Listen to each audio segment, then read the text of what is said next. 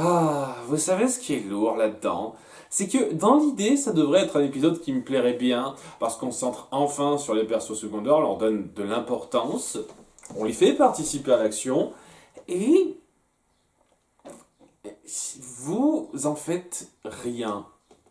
Vous faites le strict minimum en termes de mise en scène pour le côté un peu drame-émotion, et le reste du temps, c'est juste des petits délires à la con, ridicules, qui sont pas les pires qui soient une fois de plus, mais c'est tellement plat et vide, ce truc, ça me déprime un peu de voir des épisodes comme ça.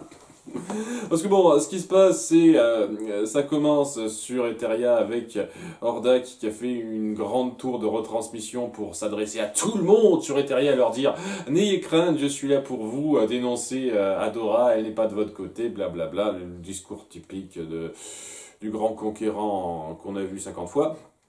Et il y a nos héroïnes qui observent ça. Seulement, Adora est en train de se reposer. Elle a toujours un petit peu de mal suite à ce qui lui est arrivé. Et c'est super bizarre parce que on fait comme si c'était un coup de fatigue.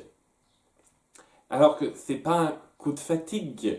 Ce qui lui est arrivé, c'est qu'elle a eu des tonnes de flashs qui lui sont revenus et ça l'a violentée. Hein. Elle s'est vraiment sentie super mal au point où elle a fini à se sauver par terre. On n'adresse pas ça. On fait comme si c'est juste de la fatigue. C'est de la fatigue. Elle doit se reposer. Ne la dérangez pas trop. Hein, on fait du gros gag avec une partie de nos personnages qui essayent de lui parler. Et au passage, on va avoir que nos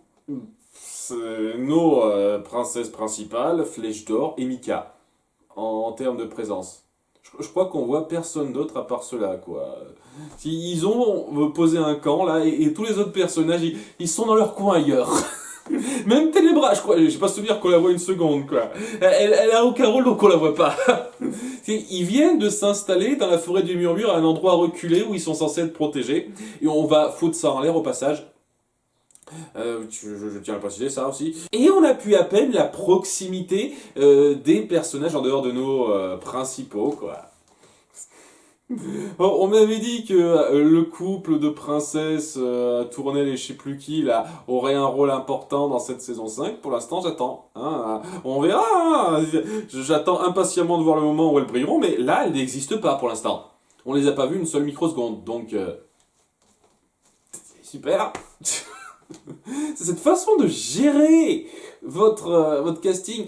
Ça va pas être des personnages qui parlent, ils ont pas à parler, on peut les voir en arrière-plan, mais au moins les montrer, quoi. C'est juste ça. Enfin bref, donc, il y a notre troupe de princesses qui va commencer à discuter de ça. Notre troupe de princesses, ça va donc être Glacia, Jasmine, Scorpia, Sirena qui essaiera de faire un petit peu la leader du moment, et Entrapta qui sera un petit peu à part. Hein. Elle sera plus space que les autres parce que elle sera totalement excitée à l'idée d'étudier cette nouvelle technologie. Ah, c'est trop cool ce qu'il y a. Et évidemment que les autres princesses le vivront pas super bien. Sachant qu'il y a énormément de choses qui aurait mérité d'être davantage développé dans cette considération. Ce qu'on va mettre en place, c'est le lien entre ces quatre-là. Comment Trapta est considérée par les autres princesses, Scorpia mise à part parce qu'elle l'a connue plus longtemps, elle, techniquement, et comment elle doit se racheter et nouer une relation en dépit du fait qu'elle a beaucoup plus de facilité avec les machines.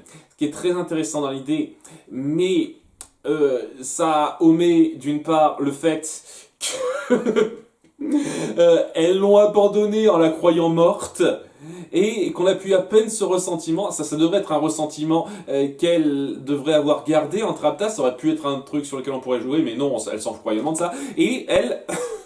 Et on va un tout petit peu jouer sur le fait oh, elle a créé des armes pour l'ennemi, ça nous fait un peu chier.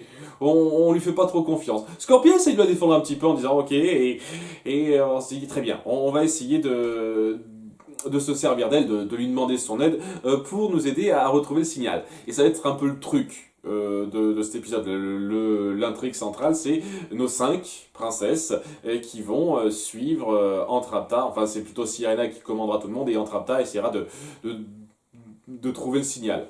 Je vais chercher le signal, hein, parce qu'elle était pas suffisamment forte, pas suffisamment cheatée dans l'épisode précédent. Là, il faut qu'on lui trouve une excuse pour avoir les réponses tout de suite, quoi. Et donc, ouais, elle a un appareil qui lui permettra de capter le signal en l'espace de 30 secondes une fois qu'elle sera suffisamment proche. Seulement voilà, une fois qu'elle sera suffisamment proche. Donc il va y avoir toute une opération et qui se mettra en place où ils devront s'infiltrer et ne pas se faire remarquer par les robots, les drones qui balayent la zone, tout ça, tout ça. Et il va y avoir des tonnes de gags où on appuiera des gimmicks, où nos personnages agiront comme des idiots. À un moment donné, mais c'est ridicule, quoi. Il y a Entrapta qui explique qu'elle doit se rapprocher pour mieux émettre le signal. Elle dit ça dans des termes un tout petit peu recherchés, un tout petit peu techniques, mais rien de grave, et tout le monde fait comme... Ouais, ouais. Et elle le redit de façon un tout petit peu plus simple, elle dit Ah, je comprends maintenant. C'est ce gars que j'ai entendu des cinquantaines de fois, qui a jamais été si drôle que ça, de base, mais surtout qui marche quand on a affaire à des personnages qui, de base, sont censés ne pas connaître grand-chose de ça, alors que bon, on a affaire à des princesses, des personnes de pouvoir, hein, qui ont des responsabilités, donc elles devraient quand même comprendre certaines choses, et surtout, quoi, c'est les termes employés, peut-être qu'en VO c'est mieux fait, hein, n'hésitez pas à me reprendre là-dessus, mais en VF c'est n'importe quoi. En tout cas, voilà, ça va être une opération où ça va être du gimmick, du gag, on fera les débiles. Je vais pas vous faire le détail de ça parce qu'il n'y a rien d'intéressant, c'était plat et vide. Vide pour remplir ça avec des personnalités pas recherchées qui servent juste à divertir. Et on essaye à la toute fin, lorsque on arrive vraiment au moment un peu dramatique, d'appuyer que c'était pas que pour rien, ça c'est pour montrer que Entrapta finit par taper sur les nerfs de tout le monde en pensant qu'aux machines. Et je dois avouer que ça en était à un stade au début de cet épisode où c'était ridicule. Genre elle fait regarde dans le vide, Scintilla qui sait une machine, je veux la voir, c'est ce genre de connerie quoi. Et il y a Scorpia qui lui dit tiens, va voir, il y a une machine là-bas. Ah, super, à le voir. C'est vraiment à ce niveau-là, quoi. C'est. Je sais pas, est-ce que vraiment vous trouvez que ça vous représente bien, vous les autistes? Parce que j'ai pas l'impression que ce soit particulièrement flatteur, moi. Hein. Je sais pas, hein. Ce n'est que moi, à mon avis, de non-autiste, mais. Ce genre de considération, quoi. Enfin bref, quoi. Au bout d'un moment, il y a Sirena qui finit par s'énerver envers Entrapta parce qu'elle aura un petit peu fait l'idiote et elle les aura fait repérer en disant que ouais, tu fais jamais gaffe à rien, tu penses qu'aux machines, tu t'en fous de tout le reste. Et c'est là qu'elle finit par être un petit peu touchée par ça et par se dire je savais que vous me voyez pas bien mais je suis plus à l'aise avec ça donc je vais faire de mon mieux dans ce que je sais. Et c'est là qu'on essaie d'appuyer qu'il y a un truc entre elles. Vous avez passé la majorité de l'épisode à les montrer faire les connes, et là maintenant vous essayez d'appuyer du drame, de montrer Scintilla qui veut aller loin et tout, et je veux dire, oui, non, non, tu veux faire ça, tu fais pas des persos gimmicks, d'une part, et ensuite tu l'amènes mieux, quoi. Ça n'a aucun putain de poids. Et c'est censé être ce moment où Entrapta finit par s'ouvrir un petit peu aux autres, quoi, à la fin, quoi. Il y a Sirena qui comprendra ce qu'elle veut faire, dit ok, on te soutient, on est prêt à se battre pour te permettre de capter ce signal. Elle le capte, on est content, et à la fin, lorsqu'elle rapportera ce qu'elle a pu capter aux autres, tout le monde se dira ouais c'est grâce à toi, c'est super, et elle rougira, se dira c'est super, j'ai des copines, tout ça, et punaise, on a passé toute la série à montrer que c'était totalement une dissocié social, si j'ose dire, hein, quelqu'un qui a vraiment beaucoup de mal à socialiser, et c'est c'est cet épisode son grand moment de révélation où elle sort enfin de cette bulle-là. Ça vaut rien, quoi. Ça vaut absolument rien. Voilà, c'était ça en gros l'intrigue centrale et ça valait pas grand-chose, quoi. Vraiment pas grand-chose. Le reste... ouais, alors du côté d'Adora, on revient sur cette espèce de silhouette qu'elle a vue en flash dans l'épisode précédent, et ce coup-ci, c'est plutôt bénéfique. Voilà, elle la voit en rêve, mais cette fois en rêve, puisqu'elle est en train de dormir, et elle la suit un petit peu, et en lui parlant rapidement, elle dit je peux pas être Shira, mais je regrette pas ce que j'ai fait, et puis je veux être là pour mes amis, et puis... C'est une espèce d'introspection, en fait. C'est une image introspective d'elle-même. Maintenant, maintenant je regagne courage, vive la vie. C'était tout ce que ça voulait dire, ça. Il y a peut-être plus, mais en tout cas, dans ce que ça montre dans cet épisode, ça donne pas l'impression. En tout cas, grâce à ça, elle se réveille, elle a regagné son énergie, elle est plus fatiguée. Donc voilà, c'est ce qui est le petit cliffhanger sur elle à la fin de l'épisode précédent. Rien. Du tout, que dalle. Et il y a donc Entrapta, enfin Sirena qui rapporte à Flèche d'Or et Adora qu'ils ont capté le signal d'où se trouve Scintilla pour qu'ils aillent directement la chercher sur le vaisseau d'Ordak, d'Ord Prime. Pardon, j'arrêterai pas de fourcher comme ça moi. Bref, il se prépare à partir, seulement voilà, il y a un problème. En plus de ça, il y a des vaisseaux de la Horde qui s'apprêtent à atterrir dans le coin et donc on va être un peu submergé d'ennemis et il faut se barrer de là. Autrement dit, cette espèce de coin sûr que vous avez trouvé dans la forêt des murmures a pu. C'est plus bon, c'est plus viable. Ok, donc ce refuge que vous avez trouvé, bah, il n'a pas duré très longtemps, hein. Et donc on doit vraiment se dépêcher de partir en vaisseau pour sauver Scintilla. À Troyes. Voilà, Adora, Flèche d'Or, et Entrapta. À l'espace d'un moment, j'ai cru qu'elle allait pas y être, alors que ça aurait été quand même complètement con de pas le faire, mais vous avez pensé à elle, c'est bien, c'est bien. Au moins, vous y avez pensé, quoi. Et les autres, elles restent. Vous pouvez pas être plus de 3 sur votre vaisseau? Vous pensez vraiment que... Je sais pas trop, quoi, mais vraiment, vous pensez pas qu'emmener plus de monde, ce serait pas bien? Et il me balance pas l'excuse du moment où tous les robots arrivent et où on fait diversion en faisant passer Mika pour Shira, c'est assez drôle ça, mais voilà, on fait diversion en faisant passer Mika pour Shira et voilà, comme ça ils peuvent se barrer, mais je veux dire, ouais, vous pouvez détruire ces robots et ça n'empêche pas de faire la diversion avec un peu moins de personnes. Donc,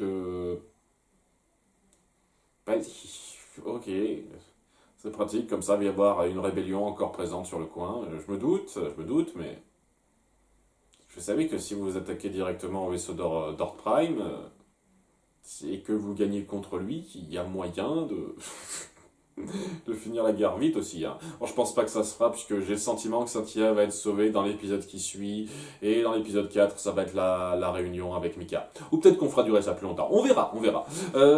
Mais voilà, ça se termine là, cette partie-là, et parallèlement, on va pas avoir énormément de choses à dire sur ce qui se passe sur le vaisseau d'Ord Prime, puisque ouais, il fait les mêmes truc typique de grand méchant conquérant à Scintilla en disant ah, je n'ai fait qu'apporter la paix, mais si vous utilisez l'arme du cœur des Terriens, vous détruirez tout. Bah justement, ce sera la paix. Truc typique, discours typique, et ouais, il lui promet rapidement de la réunir avec son père, qu'elle voit pour la première fois depuis longtemps via écran interposé, enfin, pas interposé puisqu'il la voit pas, enfin bref, voilà, et ouais, elle cède pas, et c'est basique. Basique. C'est pas mauvais, mais c'est très basique. Et oui, on montre qu'il y a, une fois de plus, cette espèce de sentiment d'exclusion, d'être emprisonnés ensemble avec Catra, même si elle n'est pas de son côté de la cellule, et on montre qu'il y a peut-être un début de rapprochement entre elles qui peut se faire. Tandis que on met aussi en place une appellation bizarre de la part d'Ord Prime envers Catra, il l'appelle petite sœur. Alors, je sais que c'est un sobriquet pour la rabaisser un petit peu à un certain moment, à un certain degré, mais pourquoi petite sœur exactement? Qu'il avait une petite sœur, il essaye de transposer ça un petit peu en 4A. C'est bizarre, peut-être que ça jouera absolument aucun putain de rôle, on verra bien. Mais bon voilà, c'est fait très correctement, ça. La partie sur Adora, je vois pas trop ce que ça a apporté. Je trouve que ça défaisait un peu trop facilement le cliffhanger assez grave que vous mettiez un peu en place à la fin de l'épisode précédent.